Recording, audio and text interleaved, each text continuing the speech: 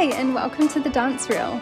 We are here to talk to aspiring and professional dancers about their careers and get the lowdown on what it's really like to be a working dancer. Thanks so much for tuning in, and I hope you enjoy the podcast.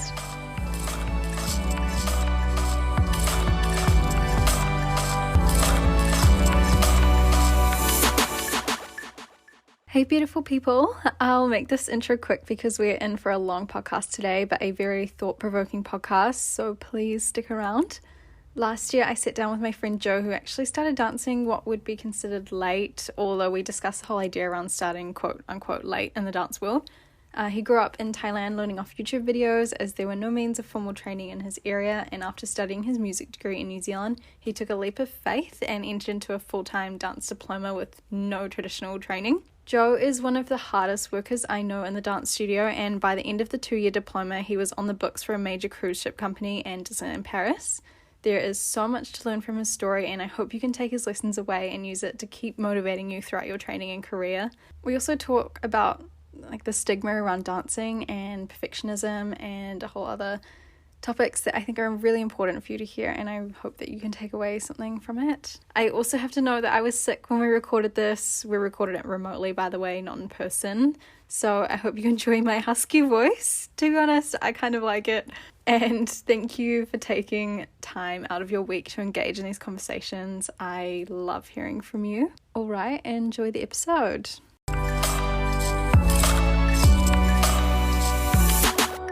Hi, Joe. How are you? Hi, Renee. It's great to hear from you again.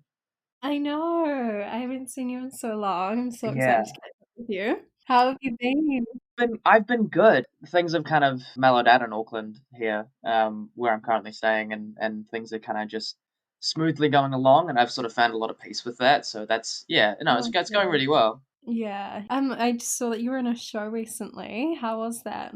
Yeah. That went really well. Yeah, that was my sort of venture back into stage acting. Because I haven't actually done stage acting for a long time. And Good I to be mean back.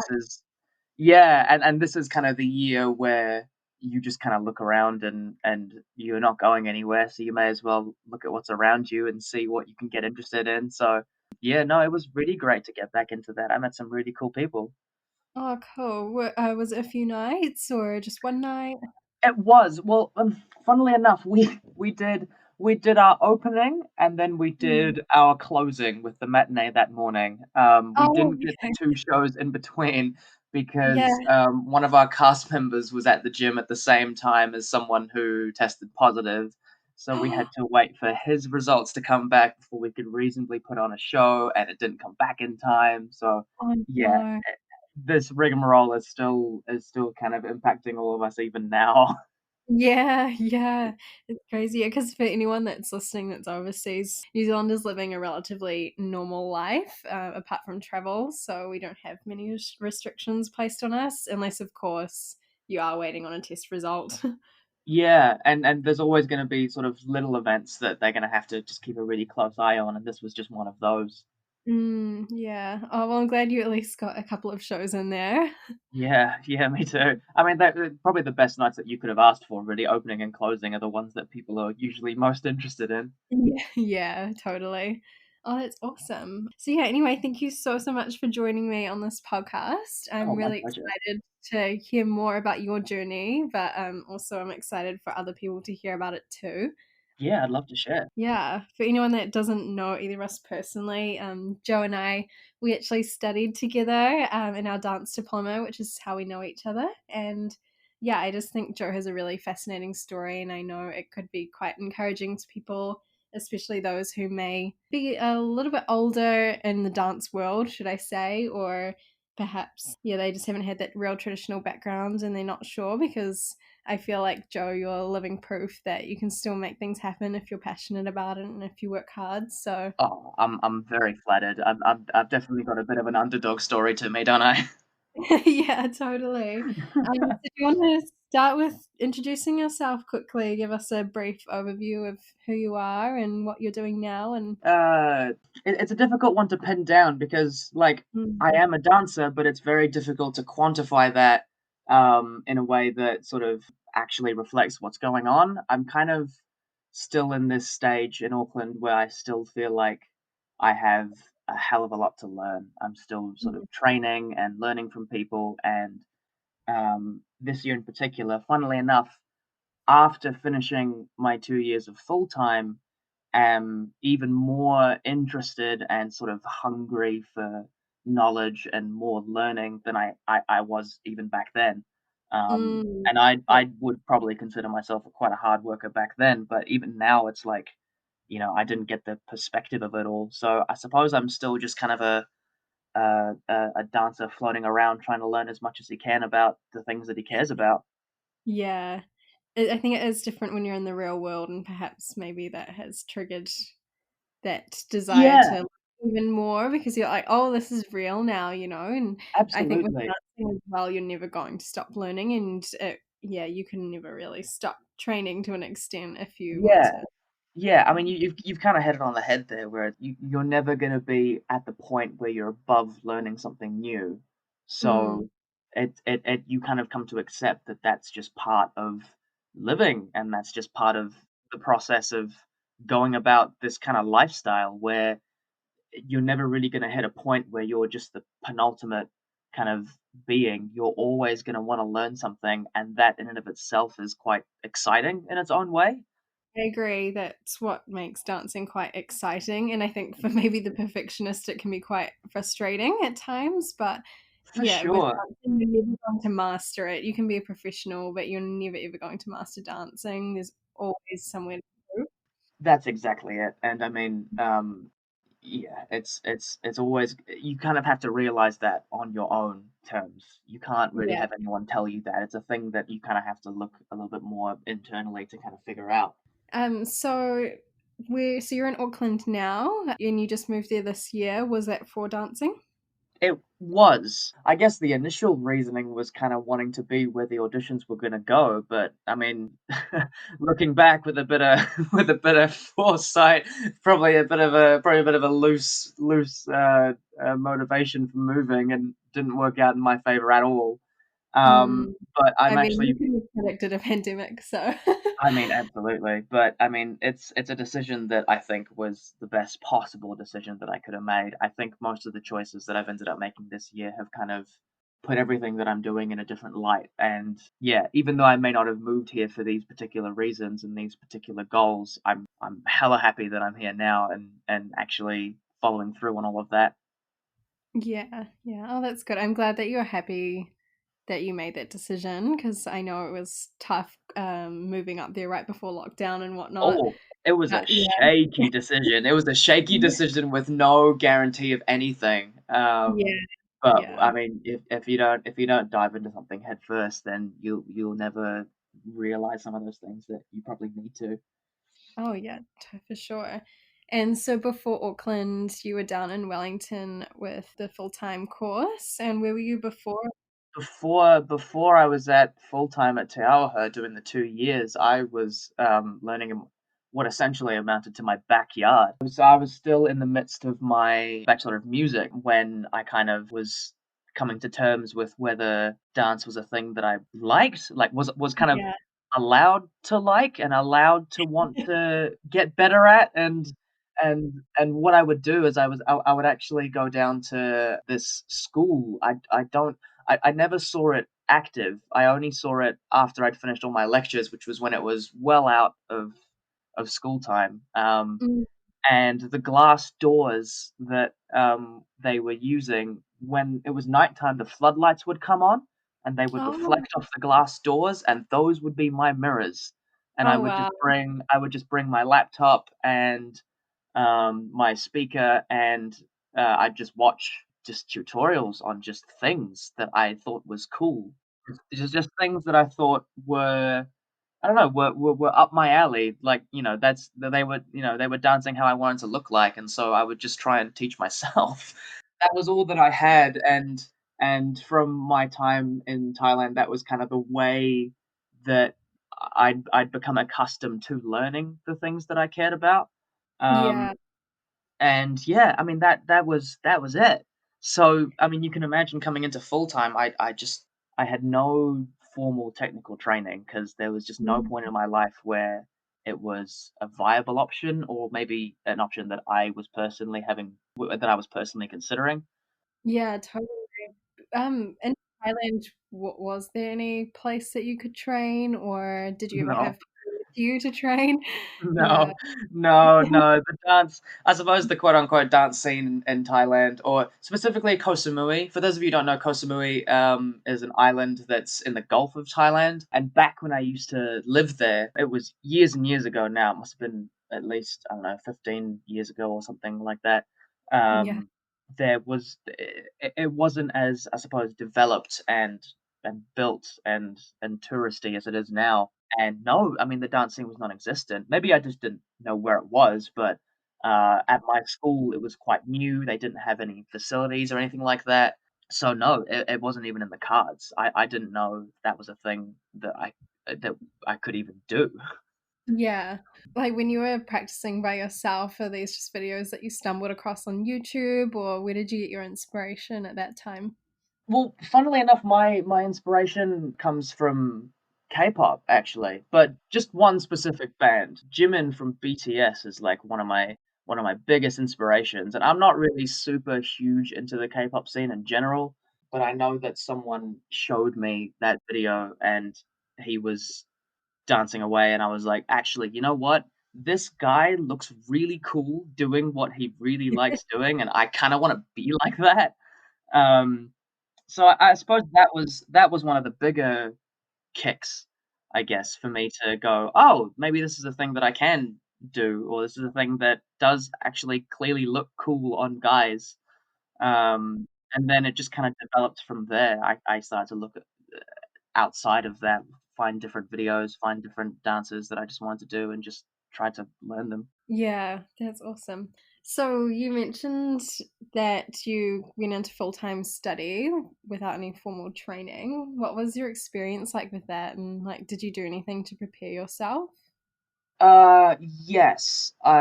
Yeah, I have to give a little shout out to one of my friends, Chelsea, in all honesty, because I gotta give a lot of shout outs to some really cool people actually, because auditioning for full time was not a decision that I even remotely kind of came to on my own terms. It was something that a friend of mine recommended to me. Dexter, who lives in Germany now, was a drummer actually who was in the music course that I was doing, and he was one of the few people who was like, "This is really cool what you're doing, and you clearly love it ridiculously. You need to have a look at this place that's just opened up to her.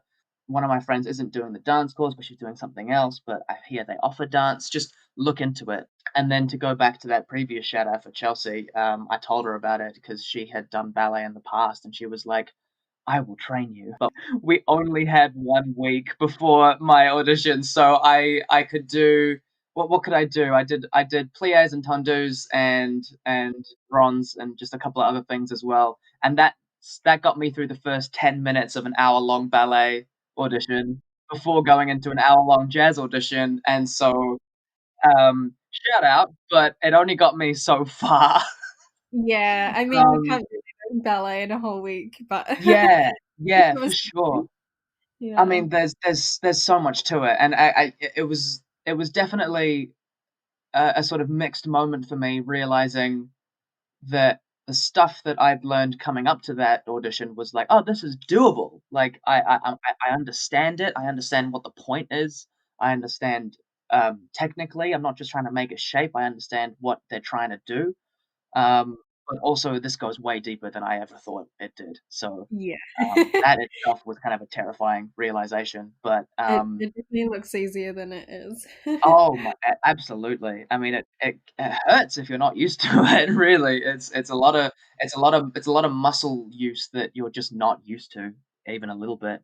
But I rocked up to the commercial dance audition to add insult to injury. I did a late audition with one other girl who was incredible, and we made it through both of the sections. She did obviously far better than I did. I just kind of, stumbled backwards into victory, I guess.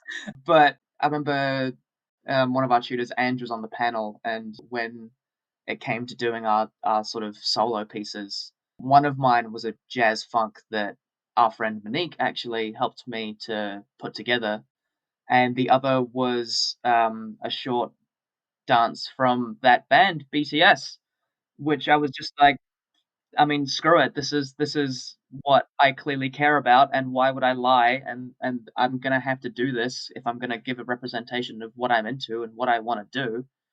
And I think they must have just kind of seen how much I wanted it because they sat me down at the end as well, and they looked me right in the eyes, and they were like, "You really want this, don't you?" And I was like, "Yeah, yeah, I really do."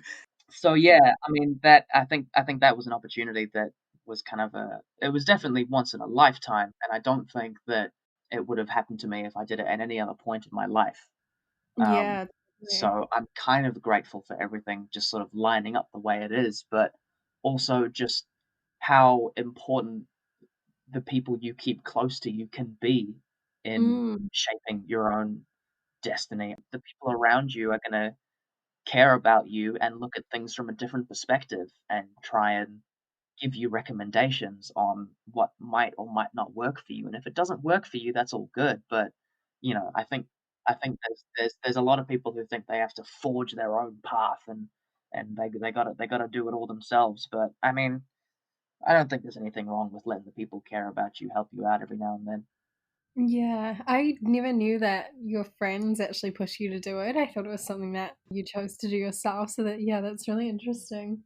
Well, my best mate, Julian, was the first person to do that because when I was out the back, going to that school and just trying to learn some stuff, we were living together at that time, and so every once in a while I'd go back to my room and put the video on and try and watch it a little closer and da da da da. Da. And I remember he just burst in because that's the kind of relationship we have. He just kind of burst into my room, and I was in the middle of it, and I swear I just in my head, I was like, "I would have just rather you caught me fully nude right now. Oh, Just I would rather that than you catch me dancing, because it was yeah. still at that point where I was afraid and there was a lot of stigma around it, and he just looked me in the eye with these, glowing eyes and just went, "That is so cool." And that Oh, was the first thing that made me go, "Oh, maybe this isn't so bad." yeah, yeah. Maybe this is something that, you know, people who actually are my friends are gonna wanna support. That's such an important message. I don't think we've ever talked about this like between you and I, but just about the whole shame around being a dancer. Not that there's like shame around it, but I get sometimes that embarrassment. I think I've found that as an adult, like when I was in high school, like dancing was cool, but then like as an adult, it was kind of like, especially in New Zealand, where it isn't really, like people don't see it as a credible career. So like maybe saying I'm a dancer, Yeah. like I do feel like a little bit of that embarrassment that you talk about. So I understand now, but it's definitely gone away with time as well.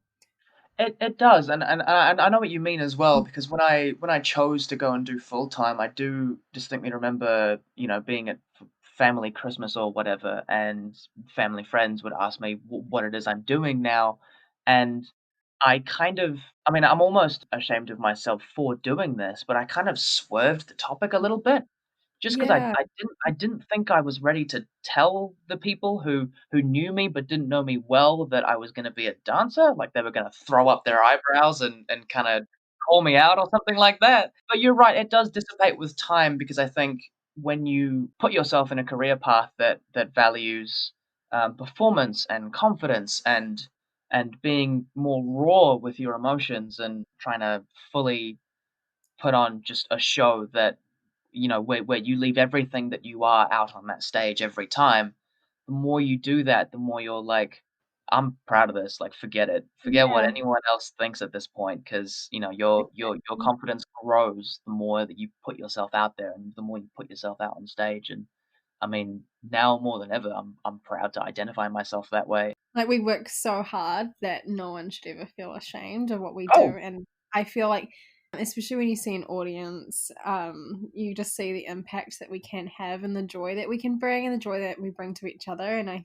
don't think that's ever something to be ashamed about. you're right, there's so much in the way of joy that it can bring people. How can you ever be ashamed of that? How can you ever be ashamed of bringing positivity into someone's life? Yeah, exactly. You're bringing, joy to them, even if it is only Absolutely, for a small moment.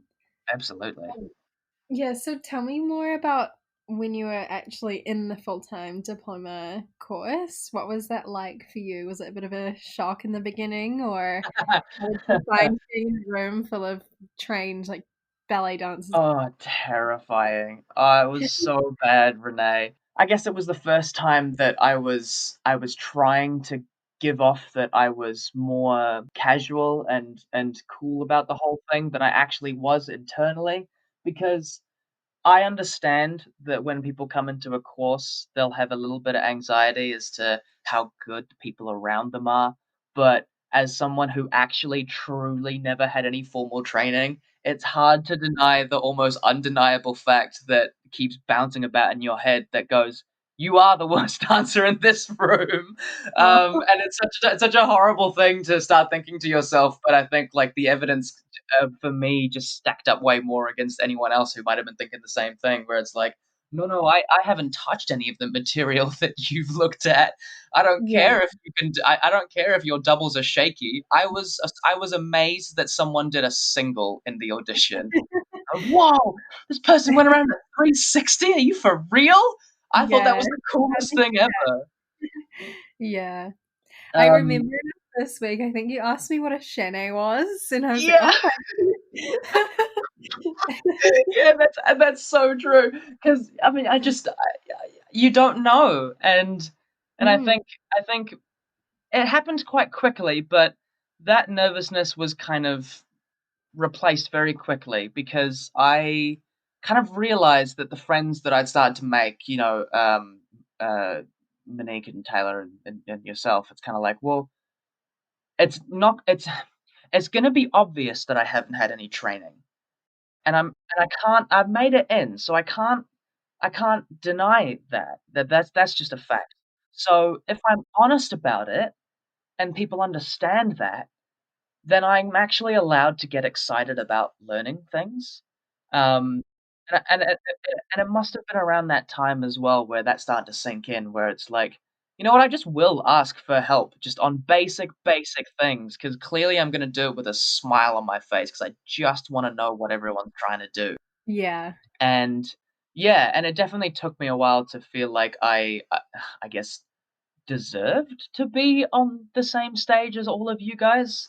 There are a few realizations that come along the way about, your own self-expression and how much you're willing to work for things, and that your your current sort of progress now doesn't equal your progress for life, where like, you can get to the end of a show and go, "Well, I'm gonna get better, so there's nothing to worry about." It's a lot of stuff like that that I feel like if you have a bit more of an open mind going into a full-time course can sink in a little bit more, and you can feel a lot more comfortable around these people that you may have considered, I guess, a threat at the start. Mm. And I do definitely wanna talk about that a little bit more later. We'll get to that. With that attitude, or like your really good positive outlook on that, you've come a long way. So it just Thank goes you. to show it pays off, and like no one's ever undeserving of being on the stage. So yeah. Thank you. I didn't expect my heart to be warmed on this. You're welcome. Yeah. I just feel like to an extent, like dancing can be for everyone. And I don't mean like everyone can be a professional dancer, but I mean like everyone should be able to enjoy dance. And Oh, yeah. it shouldn't be something that makes you feel bad about yourself, because I mean, especially if you're doing it for fun, like maybe not so much in the full time course, but like let's say you're in a class, you're someone who's going to an adult class in the evening, like you should never be in that environment feeling intimidated by the people around you. Like you are all there to have fun and to be expressive and to learn ultimately. So yeah, like Yeah. I'm glad that Um you had that attitude of like, I'm here to learn, so it's okay that I don't have all the knowledge. Yeah, and I think for me at course it was definitely just about being honest about it, where it's like like I said before, I can't hide any of that. So, just by being honest about it, you grapple with it a lot quicker, because you're like, I actually don't have anything to prove here right now because I don't have anything to prove myself with, but I'm gonna get there. By actually becoming friends with these people, you're like, "Oh, they also care about my own progress as much as I do almost," you know? Yeah. So it's not a I have to be sneaky and catch up to them behind their back, even though a lot of Mm. outside practice does help with that. But, they're there to help you just as much Yeah. as you're there to learn. I did like that about our course is that we were, all very supportive of each other's progress. I know that you might not get that everywhere, so I do feel very privileged and thankful that we were a very supportive team. Our year group was particularly, I guess you could say, diverse in the way of age groups and backgrounds, and I feel like having that diversity there only does good things. I don't think having a carbon copy of everyone in the room is gonna, I feel like it tends to exacerbate and almost reinforce probably the wrong things Mm. in terms of image and attitude and a very sort of us versus them kinda outlook on this whole dance world, which I think just doesn't belong in the first place.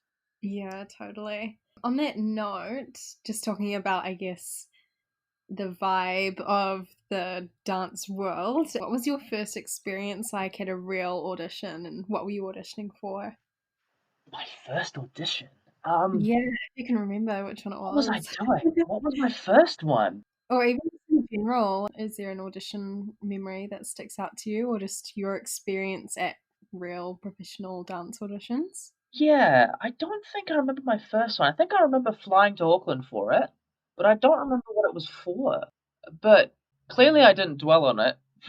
Clearly it didn't have a very lasting memory of me. I do remember not being super nervous about it even though it was my very first one because again, in the whole scheme of just being honest with yourself, I was in first year. It was late first year when I went to that first audition and I was like, "Well, it's not worth worrying about this because what? I'm not gonna, you know, it's if I don't get this, I'm just gonna go back to full time and get better like that, and I'll know what I need to get better at in particular because I'll have been to this audition, and if I do get it, well, there you go. That's a life changer. So I didn't really have anything to lose in the first place. Yeah, yeah. And I guess Yeah. just like a little note to everyone, this was in Auckland, right? So all Auckland auditions are a little bit different to Yeah, some in America or Australia or the UK. Like there's definitely a lot less people in the room. And I guess a lot of yeah. our dancers as well travel overseas. So my experience going to auditions overseas compared to New Zealand ones do feel a lot different. I don't know if you found that as well. They definitely do, but I suppose another thing to note is that it's not easier because there's less people in the room because they Mm. don't have to hire anyone. They Yeah. go to New Zealand to scout out the talent, and if they don't find someone who meets all of their criteria, they'll just leave with no one. Like there's no they can do that. They have that option to just go, "Ah, we didn't find anyone this year," and just leave. So there's still the pressure of Yeah. Not being compared to everyone in the room, it's everyone across the world that they've seen. yeah, yeah, and so I guess it is easier because you're definitely being seen.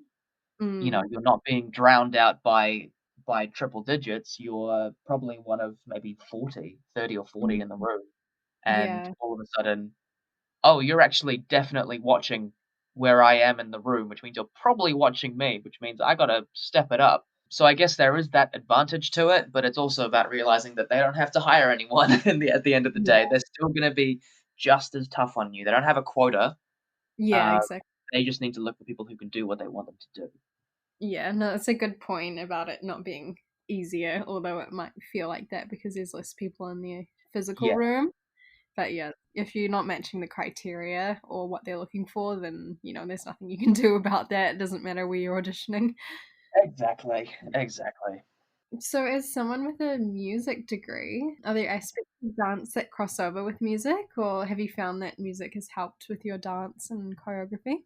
Well, yes, immensely, especially in the sort of field that I did it in. I did jazz drums as my first kind of degree, and so, yeah, the crossover is insane. There's so much stuff that is transferable from jazz drums to dance to the point where there's almost more connection between drums and dance than there is between drums and any other instrument, which is a weird thing to think about, but it was really hard to try and grapple that because I spent 3 years getting that music degree, and I was kinda like, "Was this a giant waste of time? I could have been dancing this whole time. I could be so much better." But Hmm.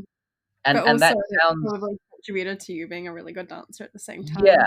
Yeah, Yeah. and there's definitely the sort of slow realization that A, there's no such thing as, like, wasting your time, especially when you're actually doing something that's kind of adjacent to what you wanna do, as long as it's along the right lines. 'Cause I obviously didn't know that dance was on the table. As we've Yeah. said back in Exactly. Thailand, that there's no dance schools or anything like that that I was aware of back then. There was no exposure to any of it. So clearly my mind was going, well, I like performing, I like making people happy, I like rhythm, I like collaborating with people. What fits those Mm. bills? And then it's like, oh, drums does. I guess I'll Yeah. do that. That's cool. It's kind of like a dance with your whole body, I guess. Yeah, you're doing Um, a movement. yeah, yeah, and so I can't really ever blame myself for that because that in its own way was the through line to get to dance. Yeah, and it's hugely helped me. It's given me this distinct sense of rhythm because jazz is definitely about rhythms and sitting back on the beat and sitting into the pocket of the beat, which transfers very well over to hip hop, which is my current sort of focus. It's definitely what I'm sort of really, really trying to work towards while I'm in Auckland now. It's kind of the new purpose that I've ended up finding. But not only is there physical transferable skills where, I can be smack on beat, I can sit in the pocket of the beat if I have to. I understand timing, studied timing specifically for 3 years, but also culturally because there's a lot that flows from one to the other. Jazz music actually has a lot of deep connections with hip hop itself. You understand that they kinda come from a similar place, and that cultural background doesn't go missed either. Yeah, and it's really important to know, like, where what you're doing is coming from, like, how it started and yeah. Absolutely, and so now I'm like, yeah, I can never be mad at myself for ever doing that degree, but it was very hard to get to that point. It was very hard to accept that, I found the thing I wanted to do, why wasn't I doing that all along? Yeah, and Um, but like and you said, you didn't know that was an option at the time, so I didn't you've know it evolved. was an option, and I think by knowing that, or I suppose by not knowing that, it kind of made me want it more. I suppose in a way it kind of pushes that motivation. As much as, my friends were around there kinda egging me on in that direction and trying to support me in what I was trying to do, at the end of the day, that was a decision that wasn't on the cards before and did, and I clearly recognized that I cared about it, and I went, "Well, we just have to do it." Like, that's and because I've come from this disadvantaged position, because I've come from having not done this, and I'm still wanting to go into this full-time course and do it anyway, I must clearly care about this enough to wanna do that. Yeah, yeah, Um, exactly. so yeah, I mean, hugely grateful. Hugely grateful that I went and did that as much as at the time it felt like I wasn't doing anything with that Yeah. time. Yeah, I know what you mean. I Mm. mean, I feel like I need to go do that because my musicality is it's not the best. It's definitely improved, but yeah, I'm definitely thankful I've had you there for a few times to help. Yeah. Aw, I suppose we've all got those different kinds of influences and backgrounds, and we can all really learn something from each other. I mean, you in particular, your dance style separates itself, and I guess to sort of return the very flattering comment, watching you embellish something in your own way, and you're not trying to be a carbon copy of what the choreographer's doing, and you're trying to, your own hips move a little bit differently to how someone else's hips are gonna move, and by fully leaning into that, I was like, "Oh, what do I have that I can lean into? What sort of voice do I have that I can do that might look a little bit better than what's being offered to me?" If they're cool with it, if the choreographer's cool with it. If they want me to look a particular way, then I'll have to, but, Yeah. if they're giving us room for that creative freedom, you would usually take it, and it kinda made me wanna go and take it as well. So, Mm. I think, oh, first of all, thank you. That's very nice of you to Silly say. bit. But yeah, I think that was one of my personal goals going into that course because I'd had a bit of full-time training in Los Angeles, and that's something that they really encouraged there. Because, like you say, you will have jobs or choreographers where you do need to look like each other, so you need to be really disciplined there and being very aware of how you're moving your body because you do need to look the same as everyone else. But yeah, there are definitely a lot of classes and choreographers where it's encouraged to put your own spin in it because that's what makes you stand out and that's what makes your performance like really authentic and interesting to watch. So yeah, I'm really happy to hear that because yeah, I was really definitely really focused on finding out who I was as a dancer and creating my own flair and style and just adding a little bit of me, I guess, to movement and just making it work for my body. Authenticity Yeah. authenticity is so much more important than perfection. Because I mean, if I may go on a tangent, but I don't really think perfection is a thing. I don't think it's Mm, real. Like, mm, it's something that someone else has made for us, and that's far too much control for you to give away so easily. I think the idea of perfection kinda comes from someone who's flawless and doesn't make mistakes and hits everything quote unquote perfectly. But I feel like that yeah, and I feel like if you stumble and you mess up and you learn how to gain something from that, and you learn, if you stumble, you can learn how to not stumble again over the same Mm, roadblock. You can learn how to get back up faster. You can learn how to help others who've maybe fallen over. There's so much you could do with failure that by yeah. actually learning, it sort of makes you wiser and stronger than what you thought was perfect in the first place. Which Yeah. is kinda something that I think a lot of dancers should kinda realize, where it's like, it's definitely not about being perfect. That was something that was made for us. We don't have to Yeah. say yes to it. We can be us, and that is allowed to be perfectly fine. Yeah, I yeah. That's This kind is of like how yeah. Obviously, like for example, when you're doing ballet and stuff, you do need to learn the right technique and the turnout and the positions and the placement and stuff. Like, yeah, that's not what we're saying that yeah, you should ignore those things, but Yeah, oh, yeah, for sure, for sure. There's yeah. definitely a difference between the, Mm, discipline and creative expression. I yeah, was never exactly. really very good at ballet. I I I I I would do it, and I would take it You came seriously a long because I was way. I was there to learn, and Mm, I would fully take it seriously. But it just isn't really up my ballpark. And that's okay too. Coming to grips with that too is something that I've kind of had to learn. Where it's like, you don't have to be good at everything. You're gonna be really bad at some things, and you're gonna kind of figure out what kind of dancer you want to be through all of that. yeah. Um, Like you're not wanting to be in a ballet company. Like obviously you need the terminology and the technique as a good foundation to cross over with other dance styles. But yeah, if you're not going to I be in wouldn't make it into the audition. I wouldn't even get close. a Not even on the radar. Um, but yeah, I don't know. I've kind of found that um, I value that individuality and authenticity a lot more than I value um, Mm, someone trying to look a certain way, because you're trying to base it off someone else. yeah, And yeah. if your body doesn't do that, then what, you're gonna blame yourself biologically? Nah, Yeah. you can't do that. I feel like Yeah, that's digging the hole before you've even started. yeah, Um, yeah. And then that's just going to be a downward spiral to not enjoying what you're yeah, doing. yeah, Mm. exactly. Yeah. So, what are your career plans? Like, what do you see for yourself? And I mean, I guess COVID may have disrupted that or put things on hold a little bit, but yeah, I'm just really interested to know what your goals are, or not even, yeah, your end goal, but everything in between. Like, what do you want? A little preface comment here. It feels really weird to say this about a disease that's ravaged the world, but for me personally, the lockdowns have kind of been a bit of a blessing in disguise. And I don't mean that in any I don't mean that in an insensitive way.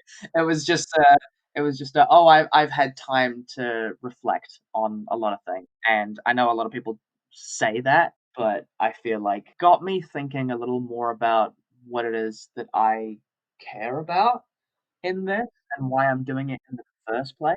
And if that time spent thinking about it is kind of leaning more towards like, "Oh, maybe I don't know," then that's fine too. Like, you're allowed to have those kinds of, back and forth conversations with yourself. But for me, because I'm currently doing classes and training at, On Beat Dance Academy in the North Shore in Auckland. They are fantastic, and the most important thing that I have ever gotten from them has been everything they've taught me about hip hop as a culture and all of the fundamentals that go with it. And it sort of sparked this, oh, clearly this is what I enjoy.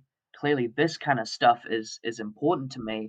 We can probably feel with the commercialization of a lot of things, people are kind of loosely imitating some of the foundational things or just some of the moves in general without sort of understanding where they come from. And it sounds a bit preachy, but I mean, the actual culture of it and how it even got here in the first place, it is a story. It is about struggle and trying to find your own freedom in any way that you can. And it is it is inspiring and it makes you wanna try harder. And I feel like that being lost on a lot of I suppose dance students that are coming up through the system now maybe skewing the perception of dance just a little bit because it's so rich with knowledge and culture, and I feel like letting that slip is something that I don't really wanna watch happen.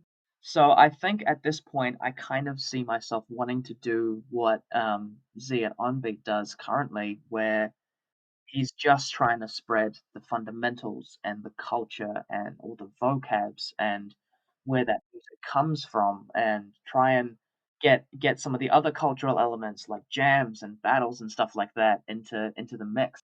Some people do it their way and others do it another way. It's like, well, that if we just do that and kind of ignore it, that culture is going to get lost at some point. The COVID lockdown thing has kind of sprung a bunch of thinking into place and what I wanna do and how I wanna contribute and kind of realizing that it's not about just me, it's about how I want to contribute to this community.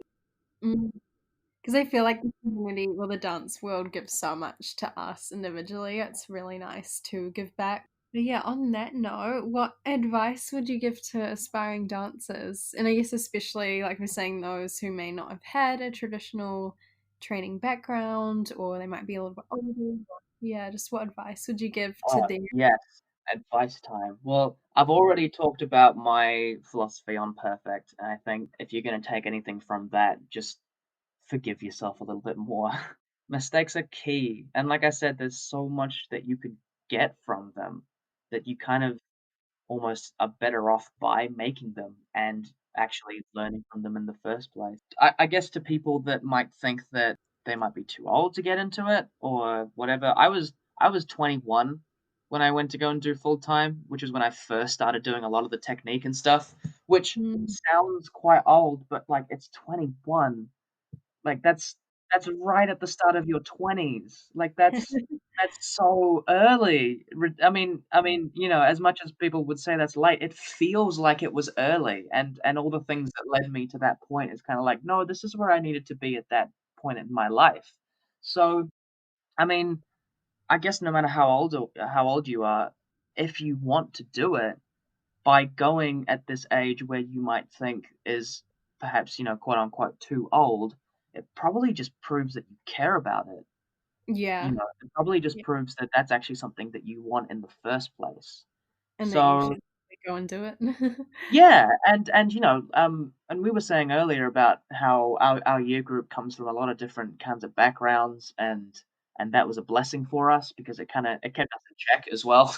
Um, there's always someone who's gonna call you out because they've just got a bit of a different perspective on life, and everyone's got their different kinds of privileges. And I think your privilege will be life experience and knowledge and how to treat people and how a bit of a better understanding about how you want to grow and what you actually want to do. So, like, don't think you won't be an asset to whoever you're going to work with to get better at dance because you will be. Yeah. Do you know what's funny talking about that is I guess I started ballet what you would say is late. I started at 8 years old. And I That's just woke late. up one day. I know it's crazy, but most people that I've danced with or that have grown up doing ballet started at like 4. And yeah, I literally just woke up one day and I was like, I want to try ballet, and that's how it started. And I was also never the person really that got like leads. I was never the best. I remember I auditioned for this like jump jam group for our house in intermediate, and I didn't make it because I don't know, I guess maybe I wasn't one of the stronger dancers at the time. And like, and compared to all these people that have started when they were young and then also were getting these lead roles in school, I'm the only one that's still dancing or that continue dancing after school. So And yeah, it there just you goes have to be, yeah, the best one in the room, or you don't have to start at a certain age, like no, it's never too definitely late not. for you. Yeah. Definitely not. Everyone's timelines are never in a fully straight line. Mm. No matter how you find your way onto dance, or even if you find your way off to dance, like it's all good. You don't. Yeah. I mean, clearly, your entire upbringing and everything that you've done up until this point doesn't always have to fully inform what you're gonna do now. You can always take aspects of what you've done before and incorporate them into your whatever new way of living you want to chase. The sort of linear lifestyle is for everyone, or even for a lot of people, for most people. Yeah. Going back to what you were saying about like even if you go off dance, like there's also no shame in that as well. If you decide, Oh, no way. your whole life or your whole childhood doing that, then that's fine. But yeah, for example, one of my friends who grew up dancing, like she, even though she doesn't dance professionally, she still does it on the side, as like more of a hobby. But yeah, she says that the skills that she learned in ballet and in dance has transferred a lot to other areas in her life. So Yeah. Oh still yeah. go.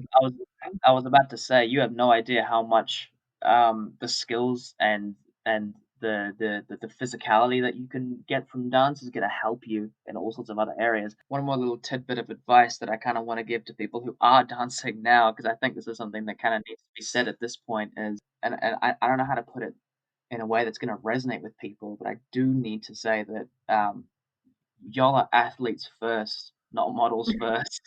I just kind Yeah. of really, really want to put that one out there because, I mean, I don't know who needs to hear this in particular, but a lot of things online that are going to tell you about how you should live and how you should exercise and how you should eat, they're not Mm, necessarily for you. Like, mm, a lot of that stuff is for office people who sit down a lot, and if you put it into perspective, if they get to the gym 4 times a week and do some exercise, that's pretty impressive. But also that's 4 hours a week. That's your Monday. That's kind of a thing that I just kind of want to put out there for anyone who might be listening, and might kind of feel the pressures. It's like, man, a lot of that stuff isn't for you. You got to figure out what's for you. um, and you gotta put the you gotta put your ability to show up the next day first. oh yeah, totally. Yeah. I think this is going to be a whole nother podcast. It's so important, and I think for dancers, there's a lot of sort of misinformation that gets spread because diet science is always changing and improving, and sometimes just going in the complete opposite direction, and it can be hard to know what to do. And when you live a more high intensity life like a dancer would doing full time, you have to take that stuff with a grain of salt. Yeah, no, I agree. And I'm so glad that you mentioned it. So, yeah, I think we'll definitely need to come back and do another episode all I about would that. love to. That'd be fantastic. You've been Yeah. fantastic. Thank you for having me on. No, thank you so much for joining. It's been awesome chatting with you. And yeah, I'm really, really excited, like I said before, for people to hear more. And I'm sure they'll love listening to your story. Like I said to you earlier before we started recording, it is really fascinating learning about how everyone's kind of navigating their pathways and how they've ended up to where they are. Because, no two stories are the same. So Yes, I think exactly. that's awesome. Thanks again for being here. I hope you enjoyed listening to Joe's journey.